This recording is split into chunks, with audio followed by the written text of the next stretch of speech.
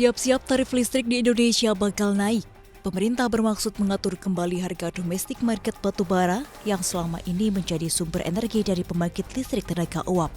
Direktur Jenderal Mineral dan Batubara Kementerian ESDM, Ridwan Jamaluddin mengatakan, pemerintah membuka opsi harga batas bawah atau floor price dari saat ini berlaku harga batas atas atau ceiling price. Penerapan batas bawah bertujuan melindungi produsen batubara agar tetap dapat berproduksi pada tingkat keekonomiannya, terutama bila harga batubara sedang rendah.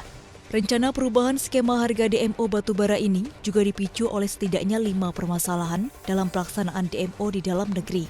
Pertama, kewajiban DMO sebesar 25% dikenakan kepada seluruh badan usaha pertambangan tahap operasi produksi.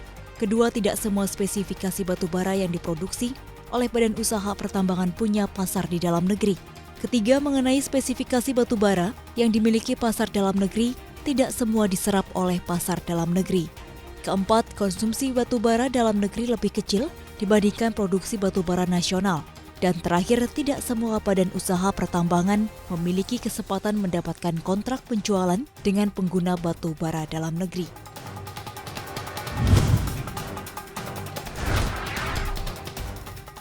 Menteri Badan Usaha Milik Negara Erick Thohir memperkirakan laba bersih BUMN pada 2021 mencapai 40 triliun rupiah.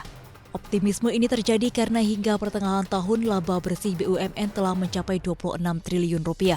Erick juga menyebut target tahun ini lebih besar dari tahun 2020 yang mencapai laba bersih 13 triliun rupiah.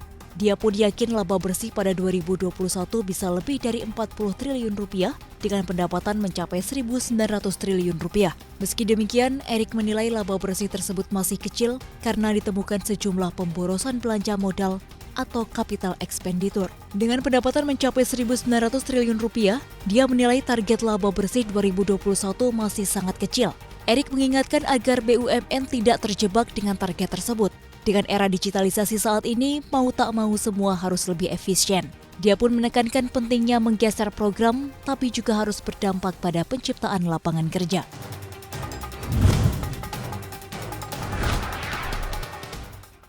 Biaya untuk mitigasi perubahan iklim bukan main besarnya. Kementerian Keuangan menyebut kebutuhan biaya dalam rangka mitigasi perubahan iklim sesuai target Nationally Determined Contribution (NDC) mencapai 3.779 triliun rupiah. Wakil Menteri Keuangan Suhasil Nazara mengatakan, dana itu untuk kebutuhan dari periode 2020 hingga 2030.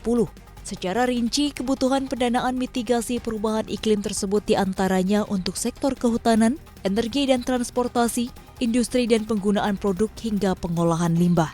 Suhasil menyatakan biaya itu digunakan untuk menurunkan emisi karbon dioksida hingga 29% pada 2030 melalui usaha sendiri, sementara 41% lainnya dari bantuan internasional.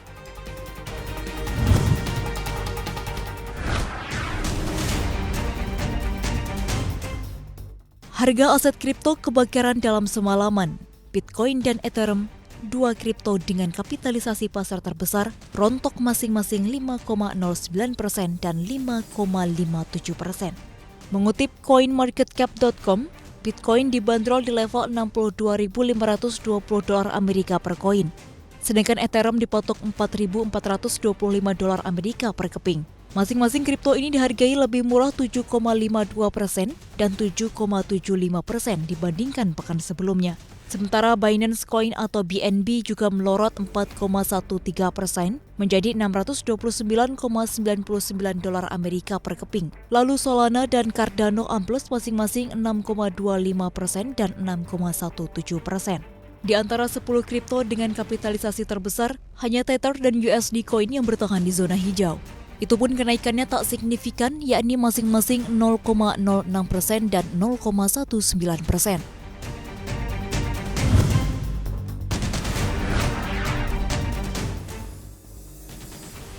JP Morgan Chase & Co. menggugat Tesla Inc. $162,2 juta Amerika atau setara 2,3 triliun rupiah.